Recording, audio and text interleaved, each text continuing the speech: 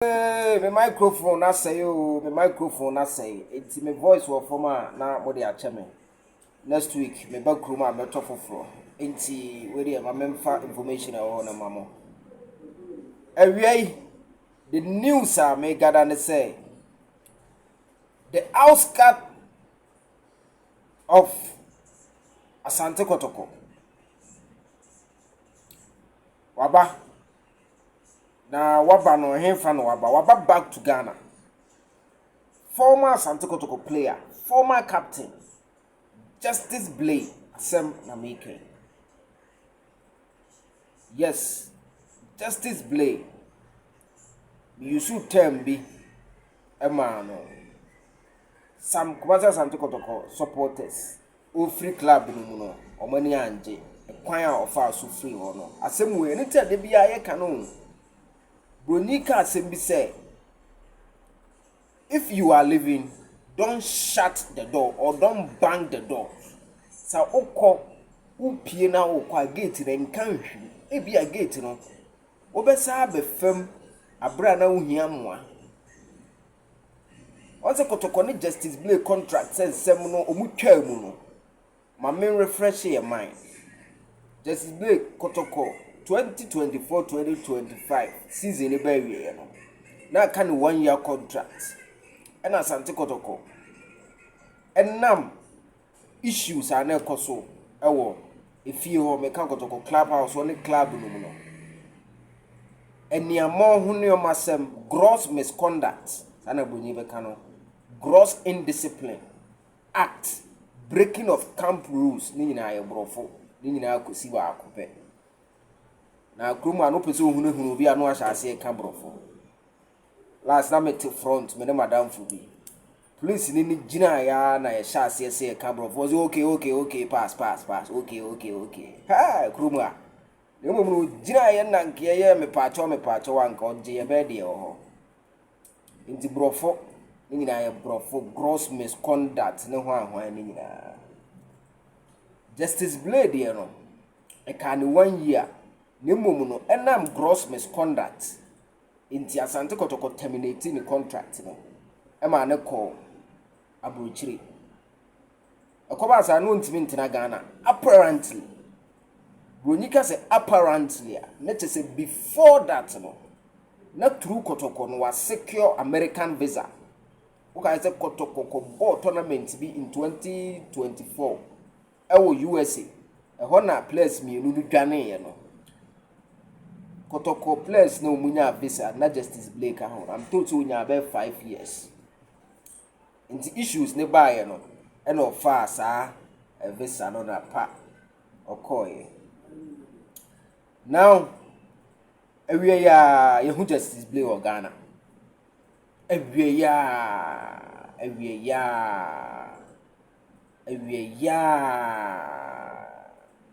the searchlight of Super 24 and Justice Blay. The former Kotoko captain has been spotted in Ghana. Yemu yesirim mmeka bibia eni. Yemu yesirim mmeka bibia eni. Dienta waba Ghana no mede munchiremu ni nyina no ebro. Nti de wo so wo ye ne say sa unsubscribe ya no subscribe. Asante Kotoko international reaction was here 0247107260. No unte nipa beguso. Ghana de nipa pensemati o. Ya sumi ya de because Justice Blay PM Ghana we was nipa beguso pop. In somebody there. Me no kase asembisi. Information will be asi o. Me no kase bibi koso a ehu pa esi wi a ebeba bonten na akwa bi na edura na dwo de guess e fa dan na chi wuram no nim so obi anhu no wa kokora bi tifie ho ono dura na dwo no na akokora na hu ne dadaada nti uye bibi a enya ne se uye asie o nti wo de wo ye no make sure say ya adepa sa uye bone a ebepie yes Johnny Asante Kotoko international reaction 0247107260 0247107260 Nobombe wake ena miraho na Friday raho. Nobombe wake Nobombe wake a former Ashanti goalkeeper or a Togolese ex-national team goalkeeper. Mo amusha ase here ball 90s ni de munimu no. One of the key players omoye foreigners o mababo Ghana league na adano ni edi achi ni ebi foreign players omoye heavy pa o mababo Ghana o mababo Ghana ebisi amature ebisi Valentine Atem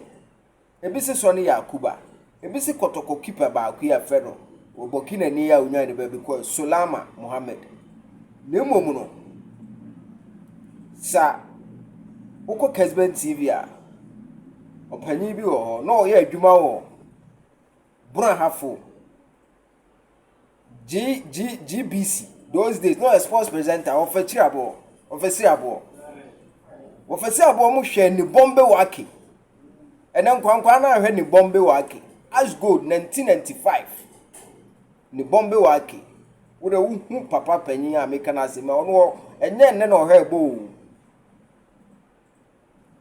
ofesi abo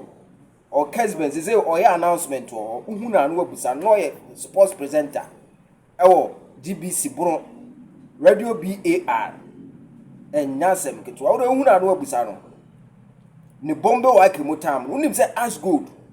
ebo Champions League final 1997 omone Raja Casablanca ni bombe wake save so ye no nyasem keto na nura ya ante asempa ni bombe wake goalkeeper no enya ne baby ko araho sempa the bombe no you say 1990 you know kwana Kotoko pe no Kotoko akuchisi ya basatam na asgo for no form mamen kai mo we Togo ni in 2010 once ye kobo afcon na ye kobo ye no na Togo fo ni tukwan akọ krofufuro bi so Kabinda omuduru Kabinda no na Anrobes score attack omo sa Togo squad na Anrobes score attack omo no na ni bombe wake eka team no ho sa mre no ye goalkeeper trainer ha say no me say ya mbabo ye sire mu nka bibia asabili sia emu nchiremu ne mu nti ase no near the history no statistics no bibia aguso because say ya hwe bi kura na ye busa mpanyifo no mu hwe bi no ma chirechire nti Kabinda on Togo team na Anrobes attack omo Kabinda no na ne bombe wake kan was goalkeeper trainer nti injury na onyaye no accident na e baaye no accident no omunya accident nti ekoba asa no wanya fit sabio so on Genesis no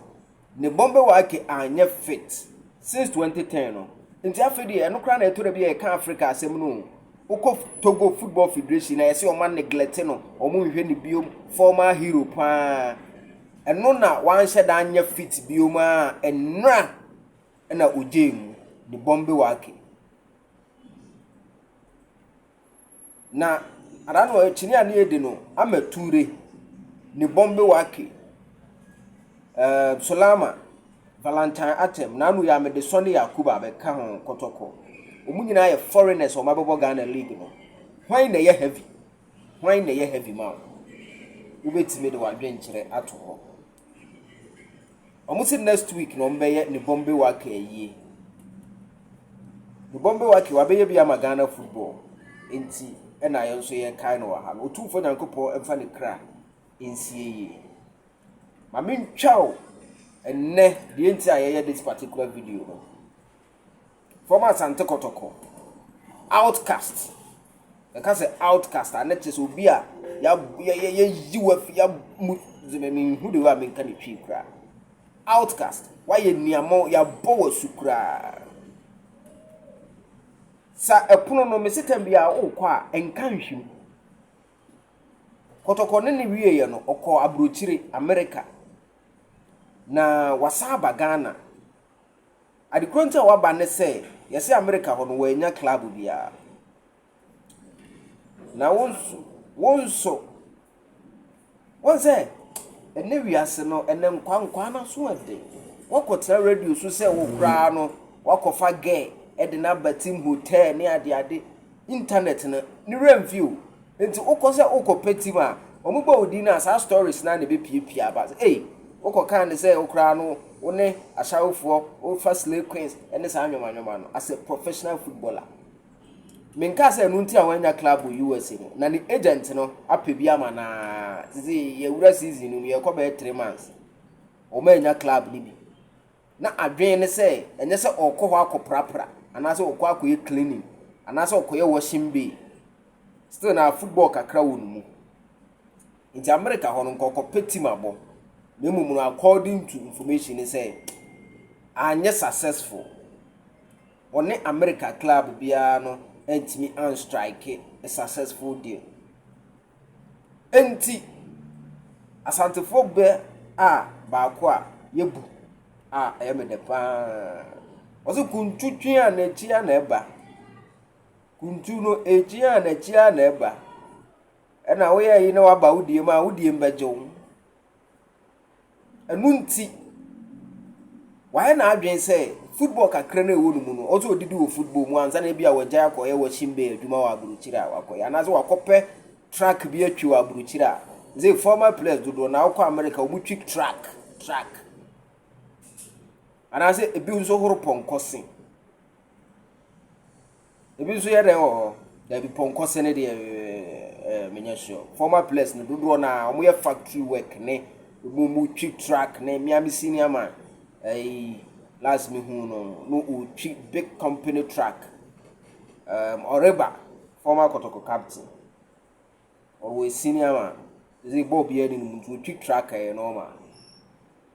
enti justice Blay no who say enandru time also ko cheap track e wa bruchire ball na e wo mu no also obobi kakra enti wa bakro da de Ghana say obehwese obenya team bi o Ghana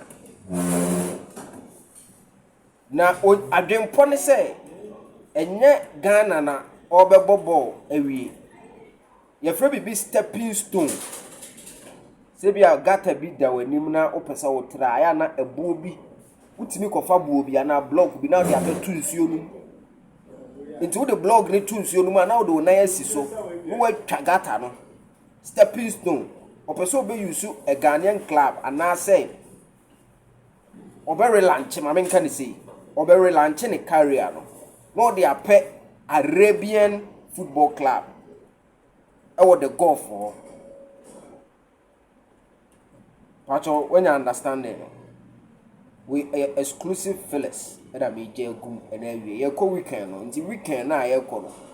me mfa fela bia nko hye me botomu nkoda me hu de me nya free nti wote me je ni nyina gu nti o na adwen no ni agent no discussion o my ne say omra Ghana so benya club o Ghana no abo season yi bi obo season yi bi a odin no nanka o de ape Arab ho ba bi akọhye na no akope dollars ne omo dinar ni bi agea in the next 2-3 years ansa na wakase say they were jaya no wejai be pacho when you understand no enti mu ana mu busa no say no abrante na ba Ghana na no obi busa me say ene Kotoko no na nse ya midfield yenhusu yi obi na kan we passing comment as yen sama ne mbre am say hey asembe na okay asem we de ne ka ba medin ebi mu ka say ya fe no clearly obi ka say we have Kotoko team now what is mixing is the prime time make up primer time na or form na oboma Kotoko no the one who see born the ball no and na Kotoko am mixing that aspect in our game but I think say for now Kotoko are finding replacements in Lord Hilary Adabo and and set kwadwo nso ewo ho. And I don't think say Kotoko there will come into the picture for now. Ebia media ma obo media ma. Enti ebia media ma for ebetimi ahwe no ma consider no. And I say yenuanom panyifo a yaje ka abdodo che omo house of folk. House of folk for nso ebetimi ayeden a consider no. Na house of nso ahwe so meeting asan na. E na asem no ma menchire mu ye. Ghana na waba no ebia obefa na ade bi nso. Na obetimi enya direct contract ewo UAE hono anase Arabian region hono. Ba Ghana na ye ni diem. Ena na awia ye hu ne se onenam ha. Ena ya capture ye de ebremo ewo super no so no. It's serious. Awia de ewo hono no. Kotoko ne work game no. Me best studio sisi ano. Now say Nanamu Ako send me about 8 minutes audio. Nanamu Ako a very powerful spiritualist. Was sending me almost 8 minutes video. A audio.